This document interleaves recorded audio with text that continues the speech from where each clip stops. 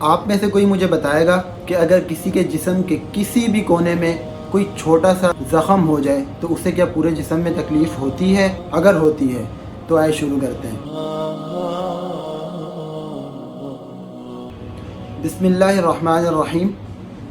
المسلم اخو المسلم لا یظلمہ ولا یخذلہ ولا یحقرہ، کہ مسلمان آپس میں ایک دوسرے کا بھائی بھائی ہے، نہ اس پر ظلم کرتا ہے، نہ اسے بے یار و مددگار چھوڑتا ہے، اور نہ ہی اسے حقیر سمجھتا ہے۔ نبی کریم صلی اللہ علیہ وسلم نے فرمایا، کسی شخص کے برا ہونے کے لیے یہی کافی ہے کہ وہ اپنے دوسرے مسلمان بھائی کو حقیر سمجھے۔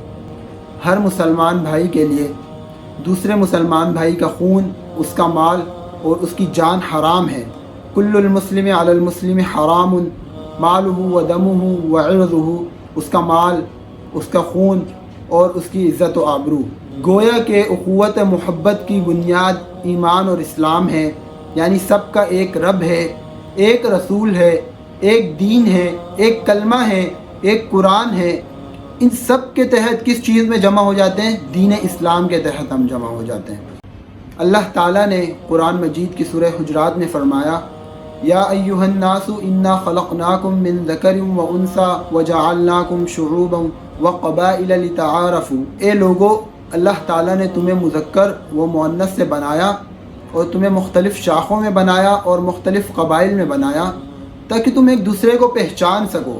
آج کوئی سندھی ہے تو کوئی بلوچی ہے، کوئی پٹھان ہے اور کوئی مہاجر ہے۔ یہ جو ہمیں مختلف نام دیے گئے اور مختلف قبائل میں ہمیں پیدا کیا، یہ اس لیے پیدا کیا تاکہ ہماری پہچان ہو سکے۔ آپ صلی اللہ علیہ وسلم کا خطبہ حج میں ایک بیان ہے، کسی عربی کو عجمی پر، نہ کسی عجمی کو عربی پر، اور نہ کسی کالے کو گورے پر اور نہ کسی گورے کو کالے پر کوئی فضیلت حاصل نہیں ہے، یہاں تک کہ مسلمان ایک جسم کی مانند ہے۔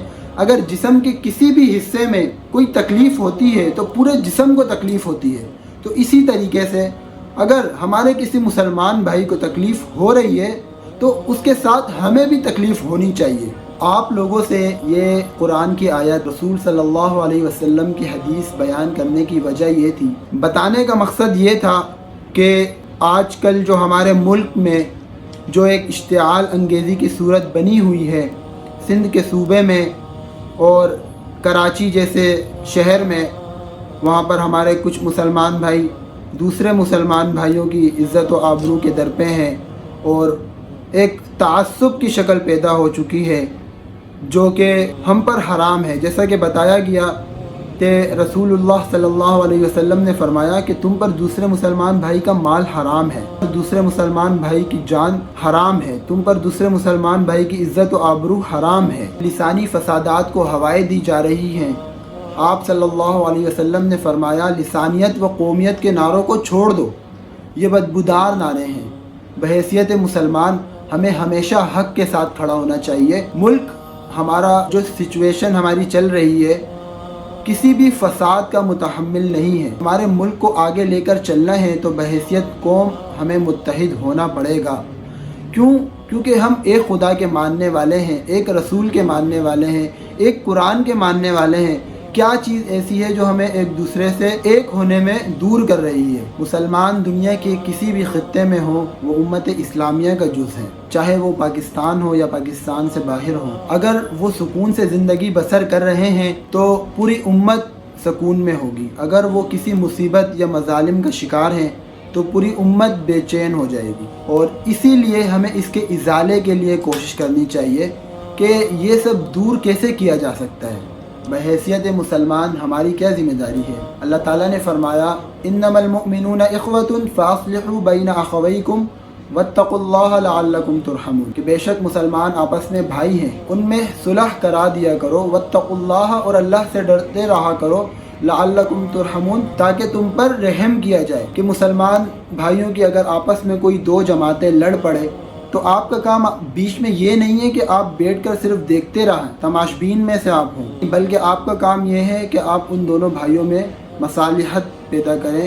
بحیثیت مسلمان ہماری کیا ذمہ داری ہے؟ جنگ اور صلح میں یہ ملحوظ رہنا چاہیے، دونوں جو جماعتیں ہیں وہ آپس میں صلح کی طرف آ جائیں۔ اور جو ہمارا آج کل جو کشیدگی کی صورت پیدا ہو چکی ہے، لوگوں کو، اشرافیہ کو، امراء کو یہ اپنا ایک رول ادا کرنا چاہیے کہ وہ ان سب کو مصالحت کی طرف لے کر آئیں۔ اللہ تعالیٰ مجھے اور امت اسلامیہ کو اخوت اور بھائی چارے کی توفیق عطا فرمائے۔ وآخر دعوانا الحمدللہ رب العالمین۔